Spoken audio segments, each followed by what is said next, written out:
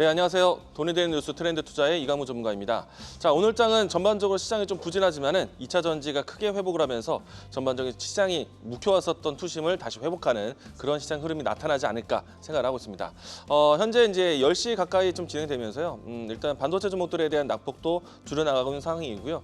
지수가 회복되는 모습 안에서 투심이 좀 회복되지 않을까. 시장 자체는 긍정적으로 이야기 드리겠습니다.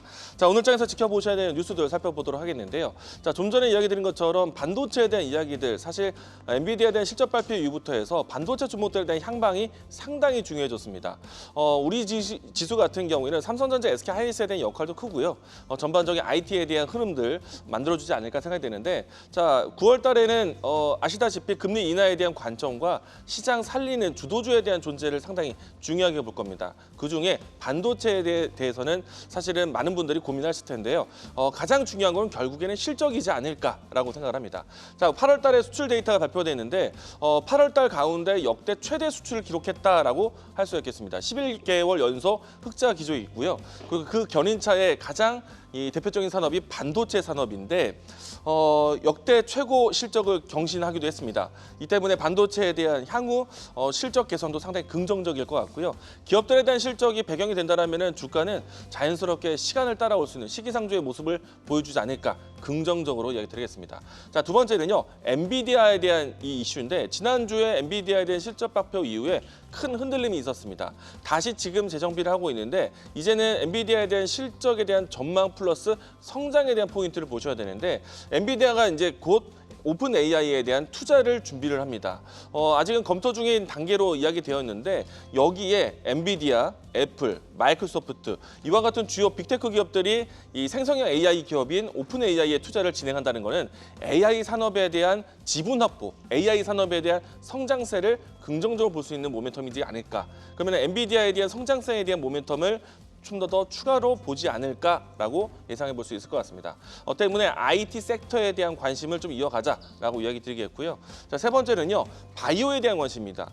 결국에는 지수를 움직일 수 있는 거는 주도주에 대한 복귀인데 우리가 대체로 예상해 볼 수 있는 주도주에 대한 존재가 반도체, 2차 전지, 제약바이오 섹터가 될 것 같습니다. 자, 지난주는 월화수목 지수가 좀 부진한 가운데 이 주도주 섹터가 한 섹터가 부재하면은 다른 섹터가 채워주는 모습이 연출되었었고요. 뭐 지난주에 가장 중요한 섹터 중에 하나는 제약바이오이지 않았나 생각이 되는데 제약바이오에서 반사적 이익 기대감을 크게 보고 있습니다.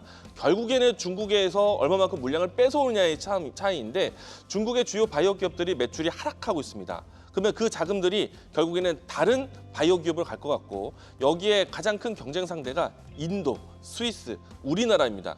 우리나라 반사이익 나올 것 같아요. ST팜에 대한 뉴스도 보시게 되면은 이와 같은 반사이익 뉴스가 따라오고 있다는 거 이야기 드리겠습니다. 자, 오늘 장에서 AI 키워드를 한번 살펴보도록 하겠습니다. 전반적으로 시장이 약세합니다. 코스닥 기준으로 해서 1000개 넘게 지수 하락을 좀 보이고 있는 상황이고요. 그리고 이제 장 초반에 지금 디페이크 관련된 키워드가 살아있다는 점, 그리고 전반적으로 좀 약세한데 여기서 이제 우리가 좀 관심을 간다면은 아이폰에 대한 관심을 좀 가져갈 수 있을 것 같습니다. IT 섹터에 대한 부재가 있었을 때 스마트폰 핸드셋에 대한 관심을 아이폰 신제품에 대한 출시로 해서 관심 있게 보지 않을까. IT에 대한 움직임이 나와야지 지수가 산다라고 이야기 드리겠습니다.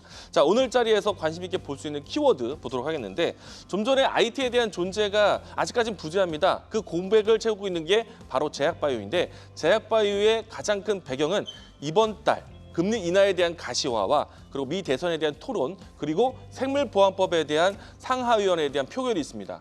일단은 이 미국 내에서 이 중국 기업을 활동을 제한하기 위한 정책이다 보니까 이 정책은 결국에는 다른 바이오 기업들에 대한 혜택이 될 것 같고요. 특히나 이제 미국의 바이오 협회의 회원사들이 이 중국에 대한 의존도가 상당히 높습니다. 특히나 CDMO 영역에서 의존도가 높은데 여기에서 당연히 생물보안법에 대한 수혜가 나타날 것을 보고 있고요.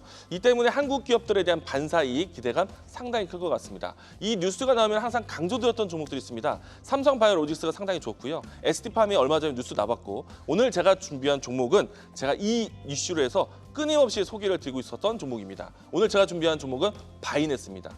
또 바이넥스입니다.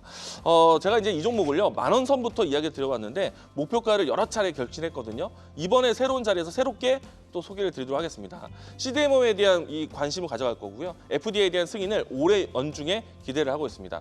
그리고 이제 가장 강력한 거는요. 실적 안정인데 셀트리온의 매출이 고정적으로 찍히게 될 겁니다. 이 부분이 가장 큰 배경이 될 것 같고요. 그리고 이 때문에 FDA 승인을 따라서 수주에 대한 증가세가 나온다면 이 종목은 추세 추종을 더 이어가지 않을까.